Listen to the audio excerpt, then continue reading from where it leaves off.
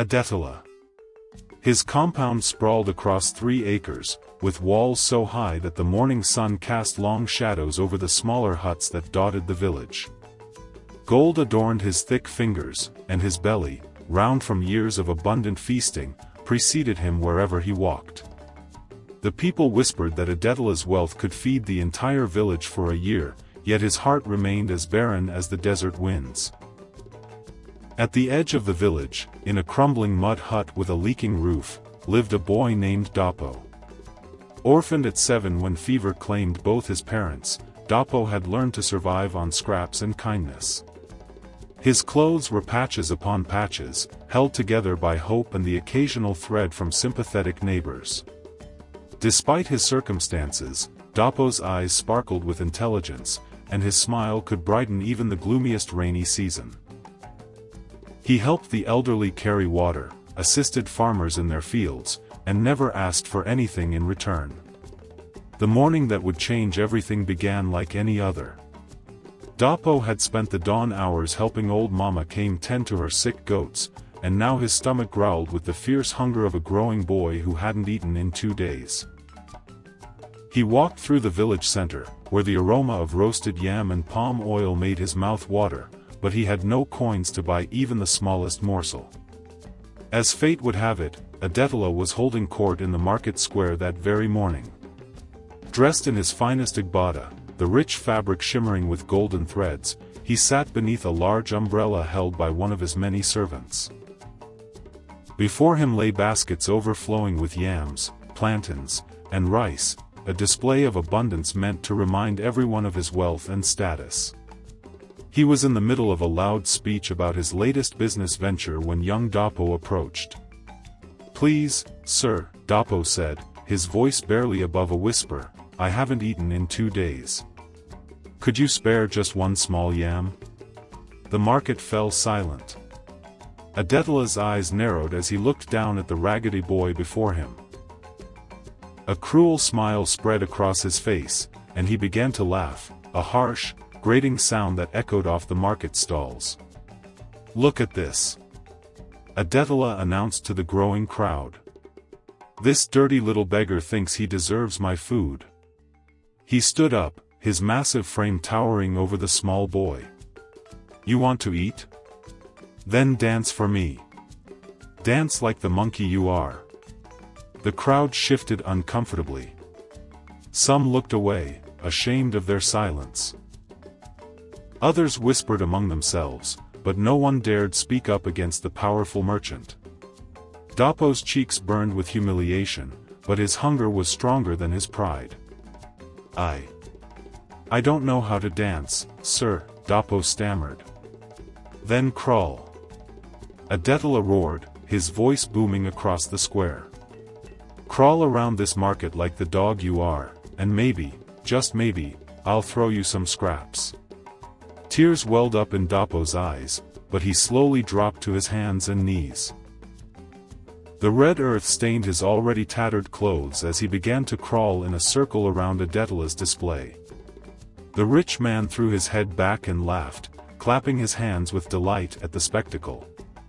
"Faster," Adetola commanded. "Bark like a dog. Show everyone what you really are."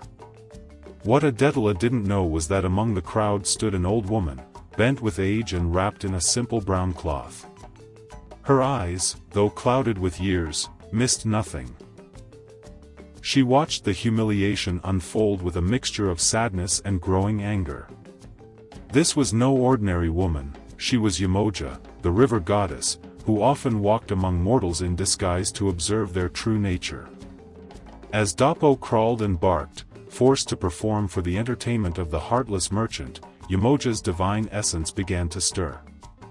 She had seen enough cruelty for one lifetime, and this display of inhumanity against an innocent child was more than she could bear. After what felt like hours but was only minutes, Adetola finally tossed a single spoiled yam at Dapo's feet. "There," he sneered. "You've earned your meal, you pathetic creature." Dapo picked up the rotten yam, his hands shaking with a mixture of hunger and shame. He was about to walk away when the old woman stepped forward. "Wait, child," she said, her voice carrying a strange authority that made everyone in the market pause. She reached into her worn bag and pulled out a small, perfectly ripe mango. "Take this instead." Adetola scoffed. "Old woman, don't interfere with my entertainment." That boy got exactly what he deserved. The woman's eyes flashed, just for a moment, with the power of rushing rivers and crashing waves. "Did he now?" she asked quietly.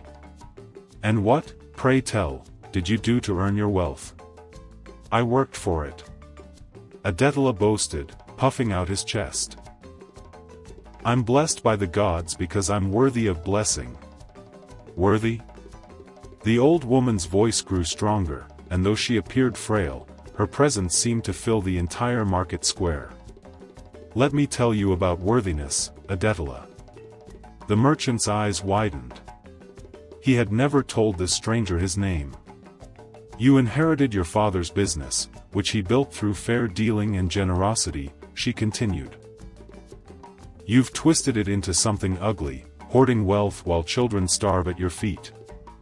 You speak of worthiness, but I see only a man who has forgotten his humanity." Adetola laughed nervously. "You're just a crazy old woman.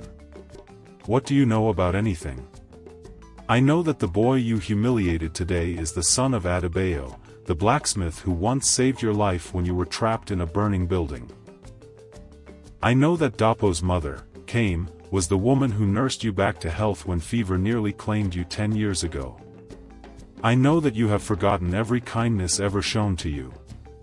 The crowd gasped. These were truths that many had forgotten, but the old woman spoke them as if she had witnessed them herself. "But most importantly," she continued, "I know that true wealth isn't measured in gold or yams or fancy clothes. It's measured in the kindness we show to others, especially those who cannot repay us." Adetola's face had gone pale. Who are you?" The old woman smiled, and for just a moment, her worn features seemed to shimmer with an otherworldly beauty. "I am someone who has watched you for a long time, Adetola. I am someone who gives people chances to redeem themselves, but whose patience is not infinite." She turned to Dapo, who had been watching this exchange with wide eyes. "Eat the mango, child. You'll find it more nourishing than you expect." As Dapo bit into the fruit, something miraculous happened. The torn patches of his clothes began to mend themselves, transforming into fine cloth. His thin frame filled out, and his face glowed with health and vitality. But most remarkably, his eyes now held a wisdom beyond his years. "What sorcery is this?" Adetola gasped, stumbling backward. "No sorcery," the old woman replied. "Simply the universe restoring balance. You see, Adetola, Dapo is not just any orphan. He is the son of the two most generous souls this village has ever known.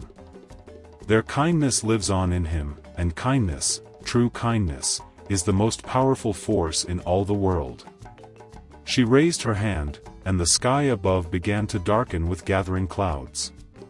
"You had the chance to show mercy to a hungry child, and instead you chose cruelty.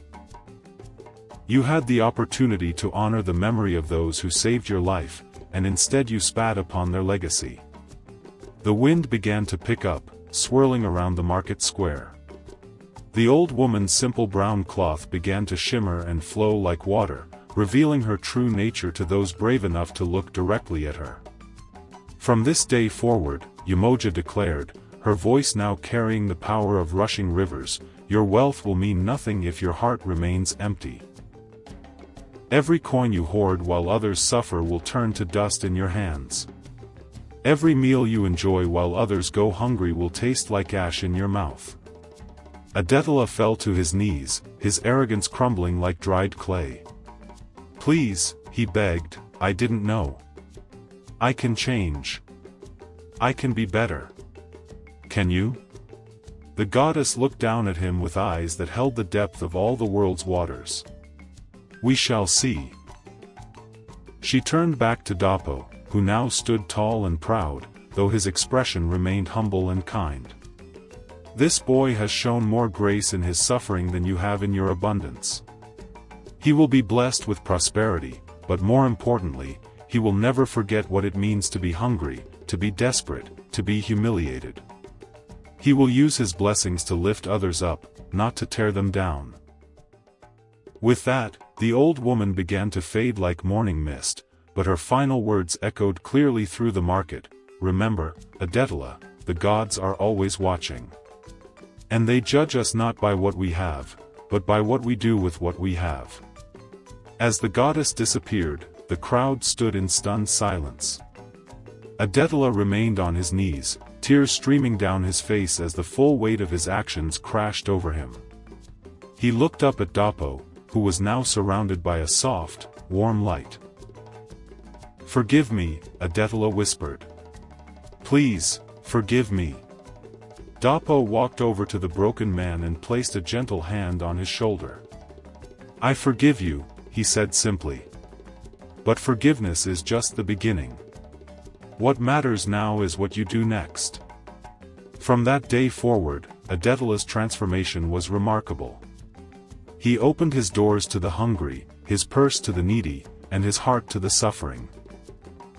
He established schools for orphan children and ensured that no one in his village would ever go hungry again. The curse of Umoja lifted gradually as his genuine repentance and acts of kindness proved his change of heart. Dapo, blessed by the river goddess, grew to become a wise and prosperous leader who never forgot his humble beginnings. He built a great house, but its doors were always open to those in need. He amassed wealth, but shared it freely with all who asked. And whenever he told the story of his encounter with the goddess, he would always end with the same lesson: the gods are always watching, and they judge us not by what we have, but by what we do with what we have. The village of Akintola prospered under their combined leadership, becoming known far and wide as a place where kindness reigned supreme and no one was ever forgotten or left behind. And sometimes, on quiet evenings when the river ran especially clear, the people would swear they could see the reflection of an old woman in the water, smiling at the goodness she had helped nurture in the hearts of men.